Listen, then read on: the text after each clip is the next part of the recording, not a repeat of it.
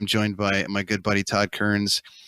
I'll let you run the resume, but we just heard a snippet of the first single off the brand new record from his new band, old band, side band, band. Musical band. Yeah.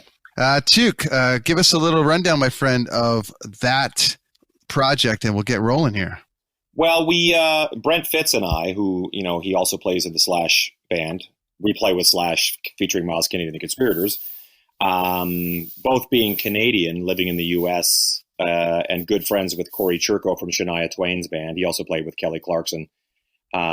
Just started kind of like messing around with the idea of recording Canadian music. We would do the odd shows in Canada, like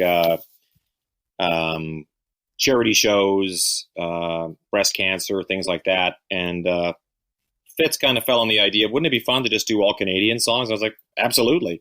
And then the next step was to record it. And so here we are into the second album, this time with an original tune, which you just heard.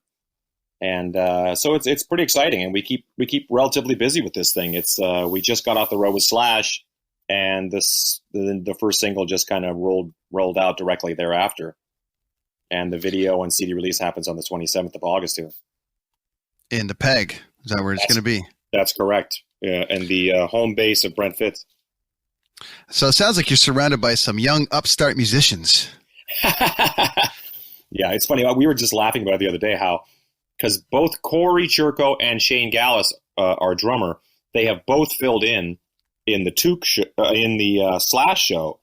Frank Sidoris had to come home for his wife's health problems, so Corey Churko filled in for him, and Shane Gallus came and filled in for Brent Fitz, oddly enough, because Brent had a retina surgery to deal with. So it's funny how all four of us have been in the Slash camp in one fashion or another. But the funniest part is having known those guys for, in some cases, 30 years plus. I think all the way around about 30 years.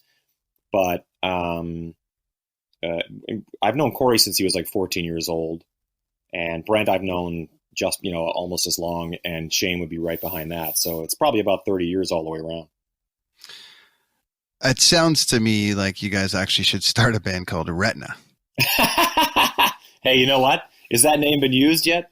I'm not sure, but two of the members of the band have suffered great retina losses, and with great stories of how the shows were saved by guest musicians that have had to come in and fill the void, and we could spend hours on that chat, I'm sure. Yeah, it could almost be like. You guys should put yourself out there as like, hey, blow your retina out lately? We'll fill in for you.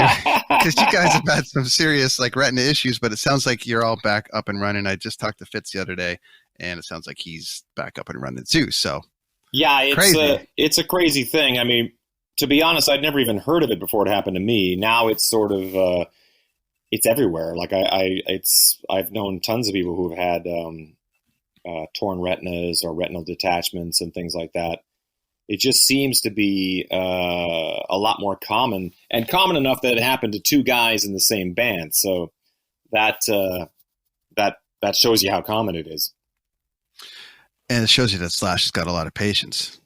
So. He does, and he's also such a tenacious individual that nothing has affected him in the entire 10 years I've been playing with him. Yet, the rest of us have all fallen by the wayside by one thing or another. You know what I mean? But he's never been phased. In fact, he's had I think a knee replacement and this and that and stuff like that. But he just sort of plays through. He's a machine that way. If he keeps up the positive attitude, he may just make it. That kid's got a real future. He's got a real future.